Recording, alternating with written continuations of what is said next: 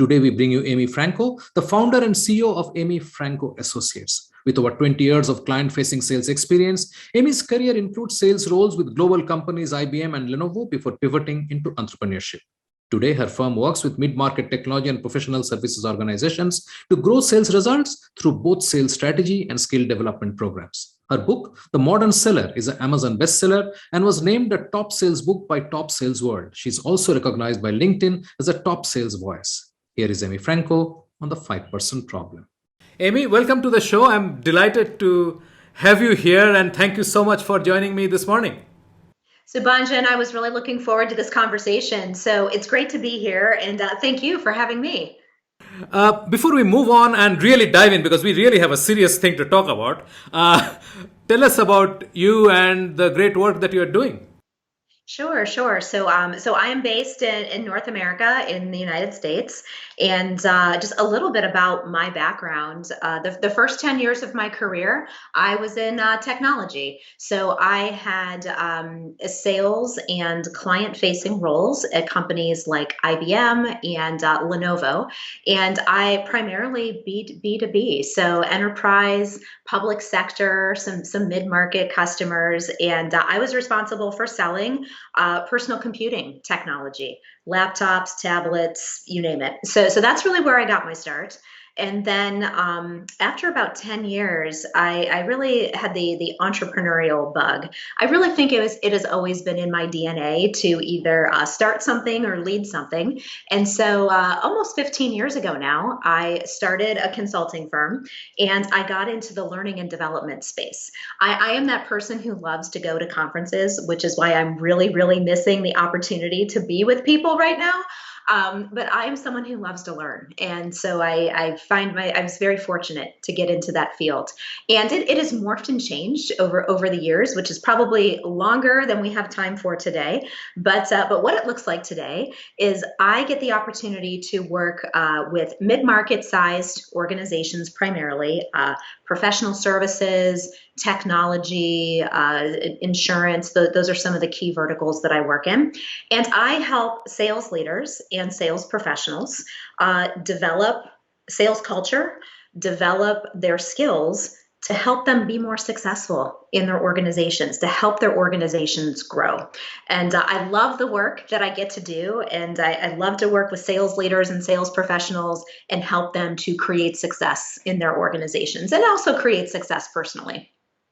Wonderful. I mean, I think this will be a great conversation because I can already sense that you will have a lot to contribute. So let's talk about this elephant in the room, which we basically don't like to talk about. And although I'll mention a 5% figure, we don't have to believe that number. But the fact is that lead to conversion in B2B sales is an abysmally low single digit number.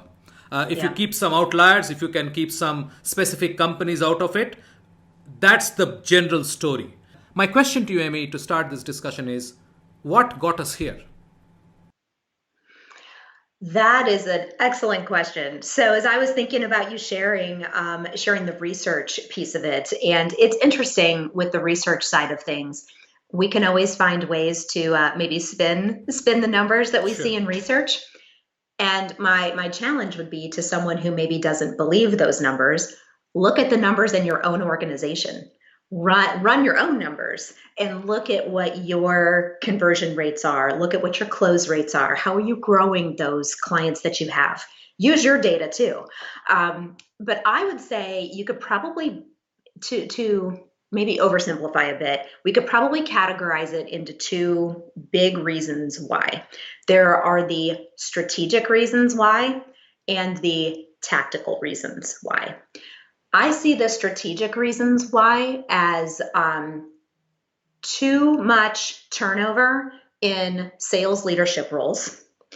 I also see it as the highest levels of leadership in an organization maybe not having a clear enough understanding of sales and the importance of sales in the organization. There was just a recent piece in Harvard Business Review to that point right there. And you have a sales culture problem. Organizations either don't have a sales culture or they're building the wrong sales culture. And what that does is it dovetails into the tactical problems that organizations see. So everything that you just said, conversions, lead conversions being low, close rates being low, the tactical skill development pieces aren't happening. So when you look at your organization strategically, you have to really honestly assess if you have the right sales culture and the right people, and then tactically assess, do I have the right people in the right roles with the right skills? So there's a lot of things that can go into unraveling why, but I bucketize it into strategic problems and tactical problems. Let's talk about the strategic issues. One of the things you said is this huge turnover in sales leadership. Uh, I completely agree because the average VP of sales has a 18-month tenure. What can you do in 18 months, especially if you're running a large organization, which means the base numbers are really huge and you're expected to do some miracles there. But remember, you have 18 months.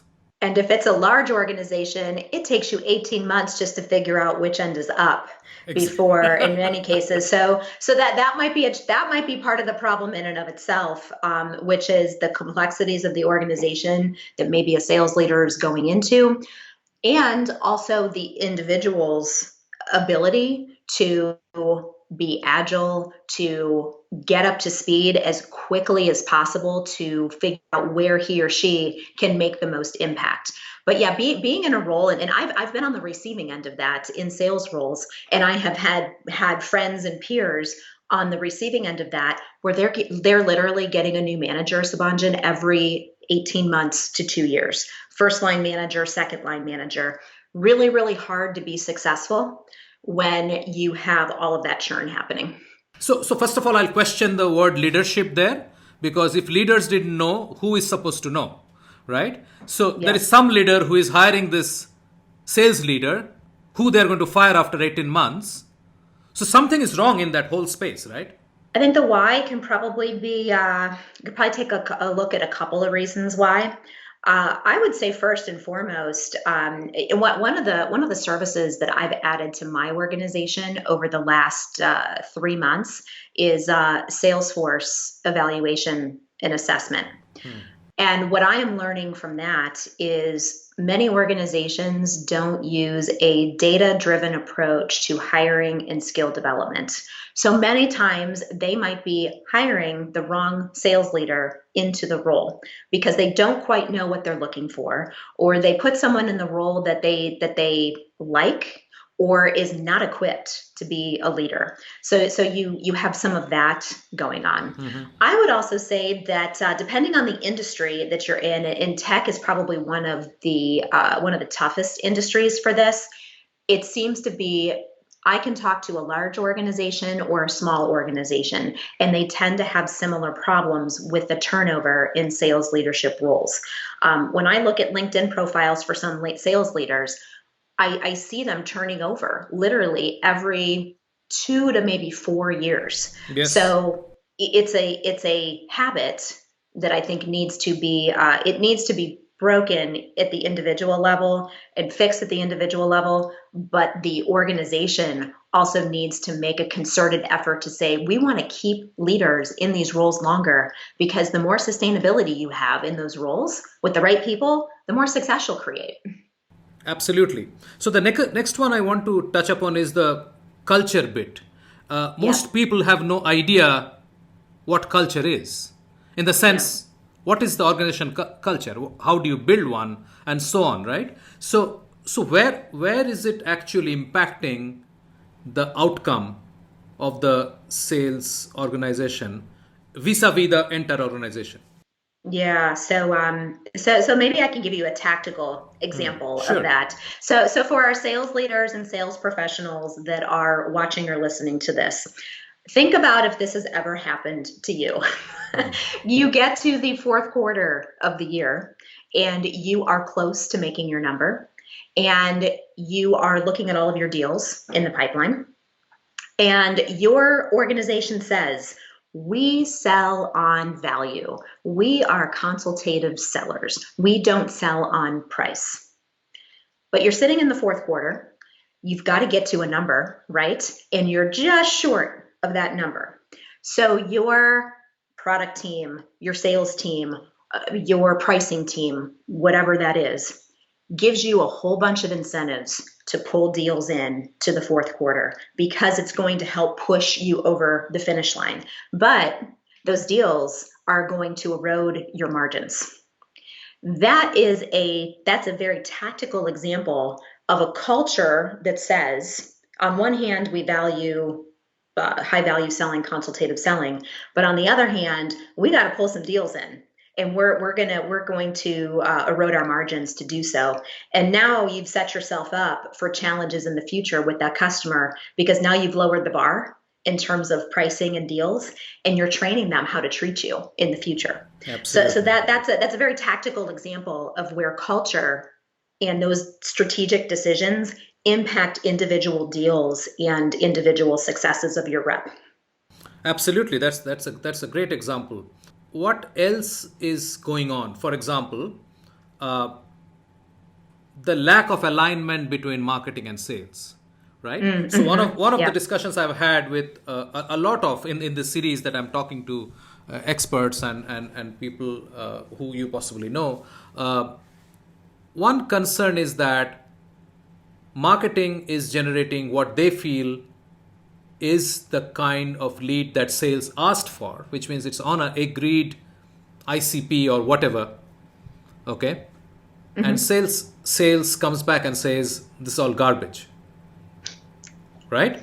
Common response, I suppose. Exactly. Right? Exactly. Right. Not my words. That before. Wait. Yeah, exactly. Not my words. Not my words at all. So where is it? So finally, it's a single organization which is producing, say, 5 products or 1 product, whatever. It doesn't matter.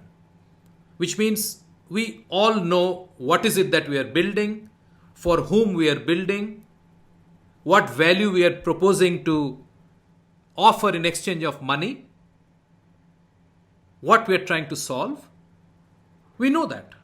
So where is this misalignment getting in from? As I think about that question, my mind goes in a couple of different directions. So let me see if I can kind of pull together a couple of just sort of salient thoughts here. I would say at a strategic level of an organization, marketing, lead generation, thought leadership, all of that, all the automation pieces, the sophistication and the availability of technology for marketing, you probably would know the research figures way better than I do, but just anecdotally has just skyrocketed. I think someone was showing a slide of all the different sales technology tools and companies that are out there. It's mind-blowing what's out there for companies to lean on for marketing automation and sales process. But at a strategic level, do the marketing leaders and the sales leaders, do they have a good relationship? And are they talking together about what is most important for the organization? Then I would say at maybe a lower level of the organization as a sales professional, do you have natural curiosity about what is happening in the marketing area of the organization? Have you taken the time to understand what marketing's processes are? Have they taken the time to understand what your processes are?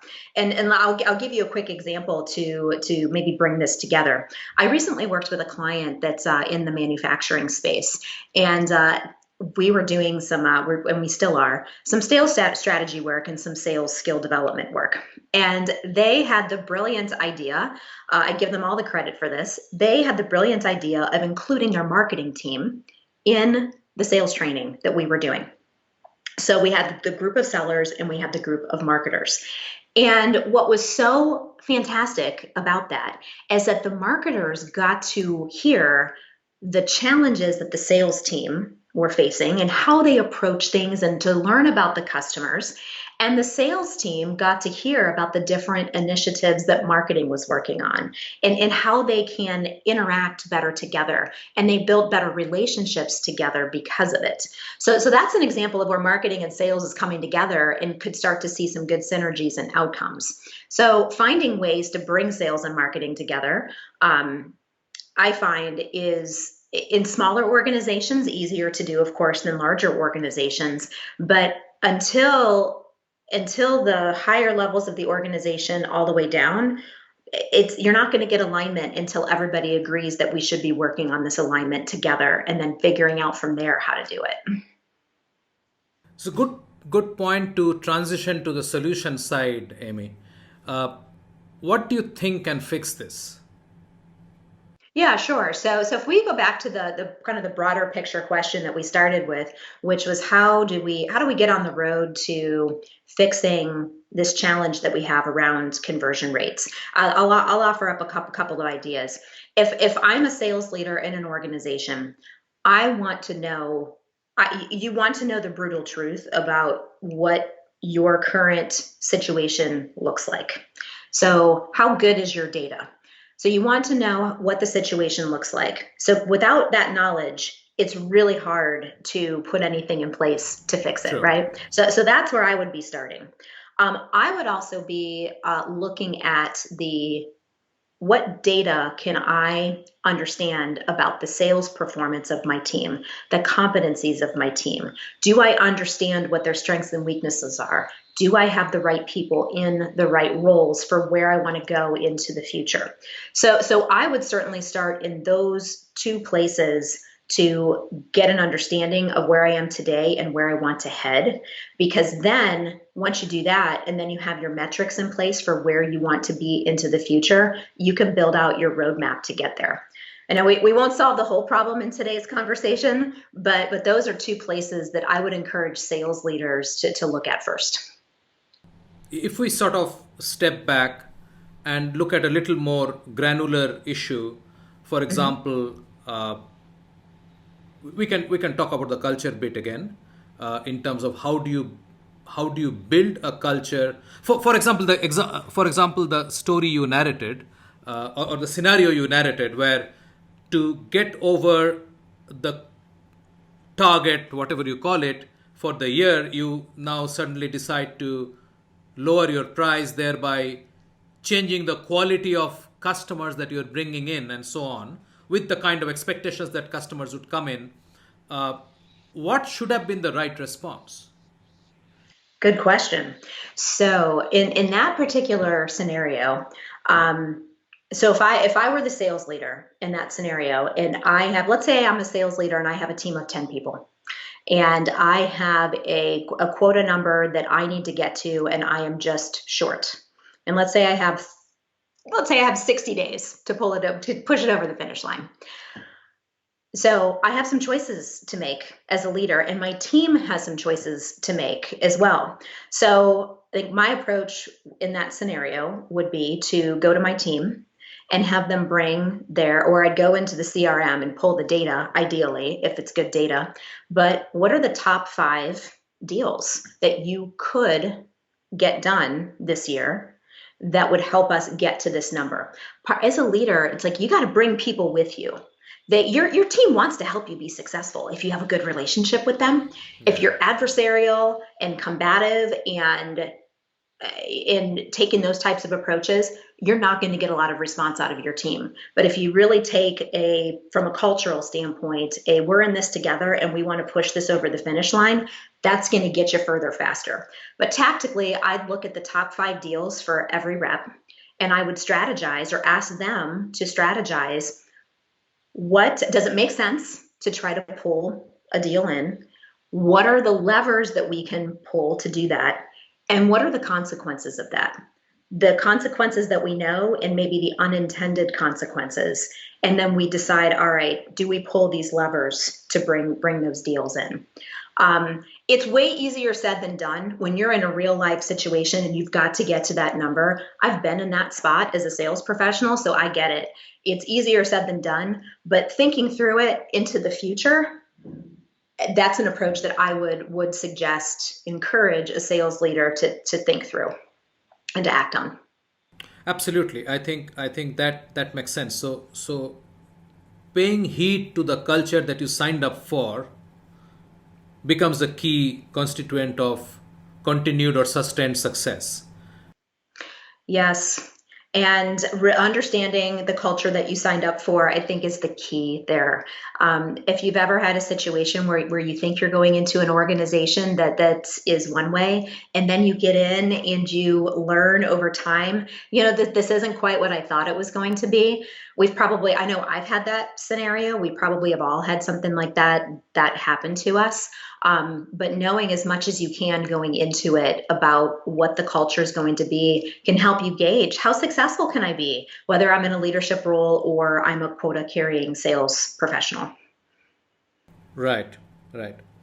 Where does this leave, for example, again, talking about the solution of actually trying to get to a better conversion rate? So to start with, I'll say if we can take it from 5 to 10%, so a single to double digit would mean 100% improvement in output, right? Yes, So absolutely. it's sort of a small step, but it's a big leap in a way. Yeah. So if I'm thinking about that, if I'm at 5% today and I need to get to 10%, all right, what opportunities do I need to get to that 10%? I would be looking at my sales conversations that I'm having, just very, very tactically. How successful or unsuccessful are my sales conversations if I'm at this low conversion rate? And even if I double it to 10%, that's a very tactical place and an impactful place, I would argue, to be looking at skills. So if I'm an individual or I'm leading a team of SDRs, I would be looking at their sales conversations. How are they structuring them? How are they leading them? Are they asking insightful, challenging questions? And how are they creating momentum from one conversation to the next? Most times when deals get stuck, and there's lots of reasons why, but many times we're not doing our part in the sales conversation to create momentum and to move things forward. So that's a tactical place to look to help improve conversion rates and move things along and get them unstuck. So the strategic question, which will possibly go along with this tactical solution, is that by the time we are actually talking to the customer, in many cases, they're really very long into the journey. There are scenarios where they're deciding on a particular investment, maybe setting up a plant or something for over 2 years. I mean, it's not Yeah. something that they're into now. If you had to be involved, you should have been involved like 2 years back. And that's when you would have had the opportunity to really get into the things, the stuff that they're trying to solve, what new things they want to do in the new manufacturing plant, and so on and so forth. How do we start this journey with the buyer early, and thereby ensure that we have a role? I mean, we may still not get the deal because there'll be two other competitors who possibly had a better offering or whatever. But how do we ensure that you are really playing the game and you are not fodder for one more column in the comparison table? Yes, isn't that the truth? If anybody's ever been the proverbial third bid in the in the deal, so yeah, so there's a lot to unpack there. Let me see if I can shed some light and offer up some ideas. So if I let's say let's maybe look at this two different ways. Let's maybe first look at it from the perspective that this is maybe it's an existing customer. It's someone that you've done some type of business with. They at least know who you are. Okay. So if this is a customer that's really a target for me to want to grow, and we have some type of name recognition, we have some type of relationship, maybe we've done some smaller deals. Taking a look at our processes around how well are we staying connected to the people that we know in those customers already. If we're only talking to them once a year, don't expect to be looped in to their biggest problems and their biggest deals. You just haven't earned the right or the credibility to do that, in my opinion. If you are speaking with them on a regular basis, whether it's a quarterly business review, it's some kind of regular cadence where you are maybe doing some research for them. You are having these conversations with them and understanding what's happening into the future. You're doing your own research, perhaps, to understand where they might be headed. If they're a private company, that's a little harder, but it can still be done to some extent. You can only expect to be included in conversations as a seller when you put forth the effort first. If you're waiting for those things to come to you, it's not going to happen. Not in today's day and age. Too many decisions to be made, too much information out there, too many competitors that they see as competitors, even if you don't see them as competitors. So if it's an existing customer that I really want to target, I'm going to put some concerted effort into staying in front of the people that I know and finding other people to stay in front of, my relationship ecosystem in that customer. A prospect is maybe a little different in the sense, maybe they don't know you. Maybe you don't have a relationship there. I'm a big fan of triggering events. And let's say you have 10 target customers that your company or prospects that your company's never done business with. How do you stay ahead of what's happening in those organizations? Things like, Google Alerts, or looking for triggering events, looking for changes happening in that organization. It may not always signify a specific opportunity, but it's greater odds of signifying an opportunity if you're paying attention to the triggering events happening in that organization or their industry. A lot of the deals that I work on, Subhanjan, are deals where I have brought the idea to the customer. Have you thought about this? I'm noticing this. Could we have a conversation on this? And opening the doors to the conversation, they're complex. It's multiple people, lots of relationships to be built. But some proactive thinking on the part of a seller to maybe uncover some opportunity where the opportunity isn't exactly obvious. So I said a lot there. Hopefully there's some ideas and some things that people can pull from that as they're thinking about their own customer sets and maybe their top target prospects. I will have a quick follow-up question on that one. I think this is a great idea. I mean, great concept to go after. Who is going to do this? The sales leadership or the SDR? And do you think the SDRs, who are typically the newest member of the team, they're just out of college, they have been brought into, I don't know, for cold calling or whatever. Who is going to actually do this? What you said, I can totally see the value of what you just said, but it possibly needs someone like you to pull that off. In which case it's not scalable, or there has to be a process to be able to do this. I mean, there are enough tools.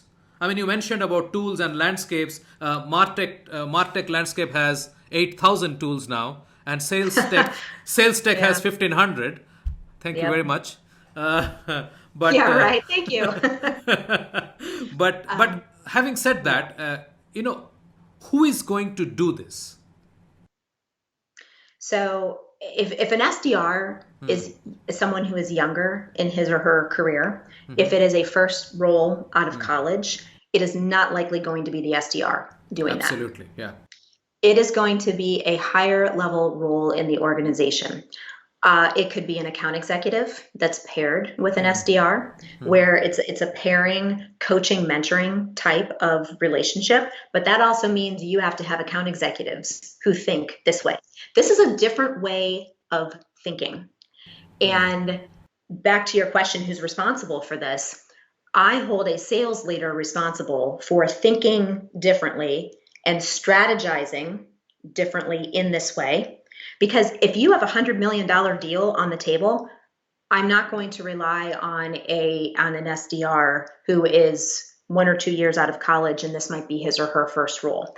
That's not setting that person up for success. But they can be part of a team structure that the sales leader is responsible for helping to formulate, coach, hold accountable to. Accountability is one of the biggest challenges that I see in any organization, sales organization or otherwise. Sometimes it's personal accountability. Sometimes it's holding someone accountable as the leader. So I certainly would not have an expectation that a brand new green SDR who does not have industry experience or sales experience would not put that on his or her shoulders. I would want to be creating an environment as a sales leader that helps them to learn and grow, because if they have the right skills and they have the mindset that I want to have on my team, I want to keep them. And I want to create an environment where they can be successful and challenged. So I agree with you. An SDR is not necessarily going to take that on, but can you create a team environment as a sales leader that creates those results? Wonderful. That's a great note to end this chat. I really enjoyed talking, because there is so much that we can still talk about, and I'm sure we will try and find another opportunity to sort of pick up on threads that we are leaving open today. Excellent. But Amy, thank you so much. I really appreciate it. Subhanjan, thank you. It was a pleasure to be here.